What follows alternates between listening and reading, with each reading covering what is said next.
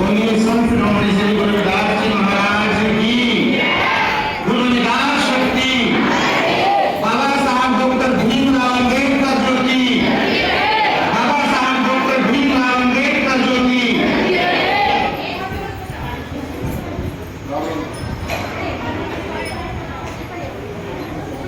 आज के इस कार्यक्रम में उपस्थित सभी गुरु प्रेमियों को, गुरु महाराज जी की प्यारी शासन जी को,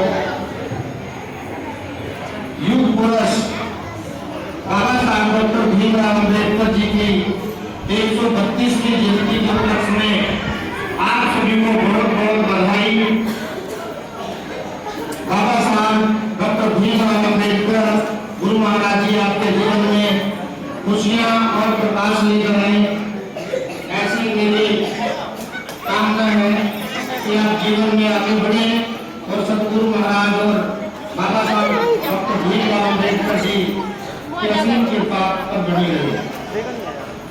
आज से 132 वर्ष पूर्व 14 अप्रैल 1891 को बाबा साहब डॉक्टर भीमराव अम्बेडकर जी का जो जन्म है वो महू नामक स्थान पर मध्य प्रदेश में हुआ।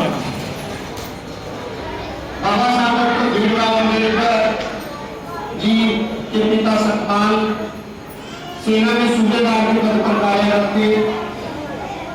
उनकी माता का नाम भीमा बाई था और बाबा साहब डॉक्टर भीमराव अम्बेडकर अपनी माता और पिता की 14वीं संतान थे। जन्म के लगभग 6 वर्ष के बाद ही बाबा साहब की माता की मृत्यु हो गई।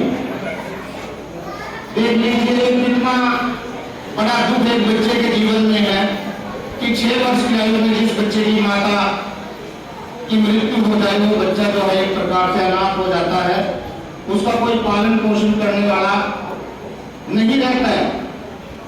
विपरीत परिस्थितियों होते हुए भी पिता सेना में सूबेदार थे। बाबा साहब को स्कूल में दाखिला दिलाया गया। जिस समय बाबा साहब का नामांकन स्कूल के अंदर करवाया जा रहा था तो जब उनका हमारी महार जाती है, जैसे हमारी यहाँ हरियाणा में चमार जाती है, ऐसे ही महाराष्ट्र में महार जाती है, जिसके यहाँ पर महाराष्ट्र का नाम बना हुआ है मुंबई। तो वहां जैसे ही महार जाति का नाम लिया तो जो स्कूल के हेडमास्टर कहते कि आपकी जो जाति है वो छूत है। छात्रों की जो है वो चरम सीमा पर थी और उन्होंने बाबा साहब का दाखिला करने से मना कर दिया। उसके पश्चात पिता सेना में होते हुए किसी दूसरे स्कूल में लेकर के गए। वहां पर बाबा साहब का दाखिला तो कर लिया गया, लेकिन एक शर्त रखी गई कि आपके बच्चे को जो है वो स्कूल से बाहर बैठना पड़ेगा, क्लास से बाहर बैठना पड़ेगा। वो अपने महानायक के नाम से एक नाटक भी आता था बाबा साहब के ऊपर, उसमें आपने देखा है कि जब क्लास लगती थी तो बाबा साहब को जो है क्लास से बाहर बिठाया जाता था। तो बाबा साहब कहते थे कि मुझे कुछ सुनाई नहीं दे रहा है और ना ही मुझे ब्लैक बोर्ड पर जो लिखा है वो दिखाई दे रहा है। तो उनके जो गुरु थे वो कहते थे कि वही बैठ कर तेरी जो औकात है, तेरी जो जाति है, ये पहले ही कमिटमेंट हुई कि आपको क्लास से बाहर ही बैठना है।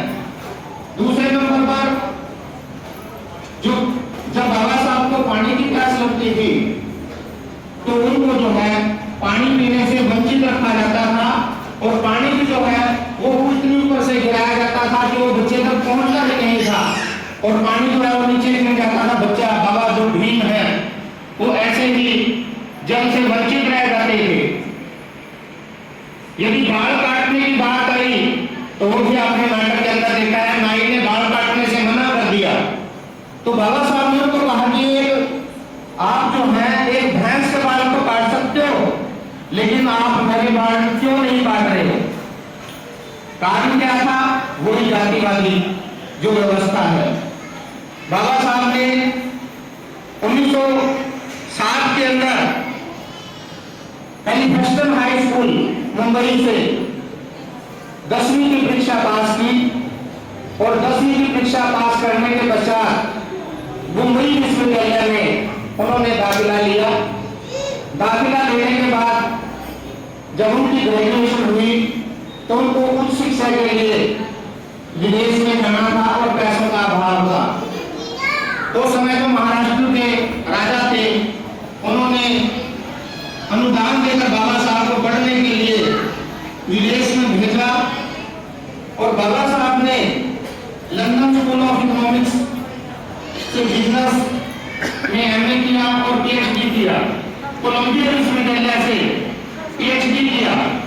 बाबा साहब की दुनिया में जिनके पास 32 डिग्रियां थी, जो भी आज तक किसी भी ऐसे शख्स के पास नहीं हुई है।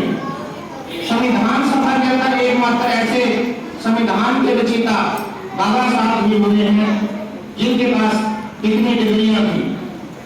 जब बाबा साहब 1927 में शिक्षा ग्रहण करके भारत में लौटे तो जो दर्श उन्होंने झेला हुआ था जल ग्रहण करने का, तो सबसे पहले बाबा साहब महाड़ एक जगह पड़ती है महाराष्ट्र के अंदर, अपने लगभग 10,000 अनुयायियों को लेकर सरकार के विरुद्ध जल आंदोलन छेड़ दिया।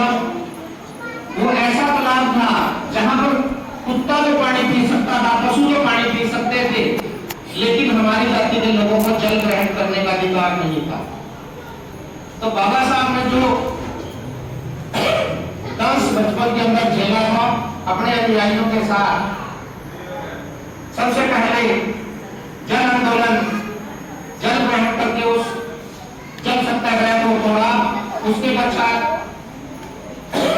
3 गोलमेज कॉन्फ्रेंस हुई है इंग्लैंड के अंदर। कांग्रेस ने तीनों गोलमेज कॉन्फ्रेंस का बहिष्कार कर दिया। बाबा साहब जब गोलमेज कॉन्फ्रेंस में लंदन के अंदर, इंग्लैंड के अंदर वो गोलमेज कॉन्फ्रेंस हो रही थी, तो जब कुर्सियां लगाई गई थी वहां पर सदन के अंदर, बाबा साहब जो है वो अपनी कुर्सी उठा करके सर पर खड़े हो गए। जैसे बच्चे क्लास में कुर्सी लेकर के आते हैं अध्यापक के पास। इंग्लैंड के प्रधानमंत्री और अन्य देशों के जो मंत्री वहां पर आए हुए थे, उन्होंने कहा बाबा साहब ये कुर्सी तो बैठने के लिए रखी है और आप तो इसको सर पे उठाकर खड़े हो गए। तो बाबा साहब ने कहा कि मेरे पास तो बैठने के लिए जगह ही नहीं है, मैं इस कुर्सी को कहाँ रखूं? तो उन्होंने कहा ये सारी जगह खाली पड़ी है, संसद के अंदर आप कहीं भी रख सकते हैं, कहीं भी बैठ सकते हैं।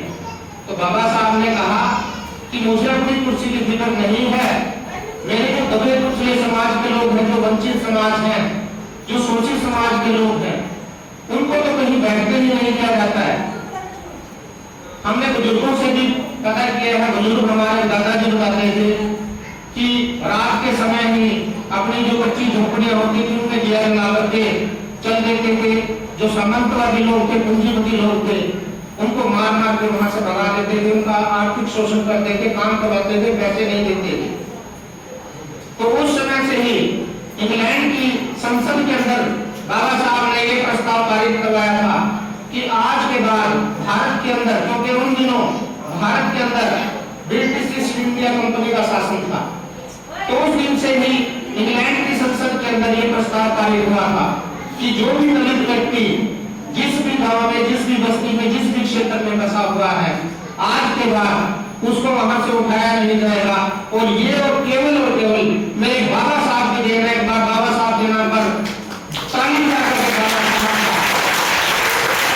स्वागत करें।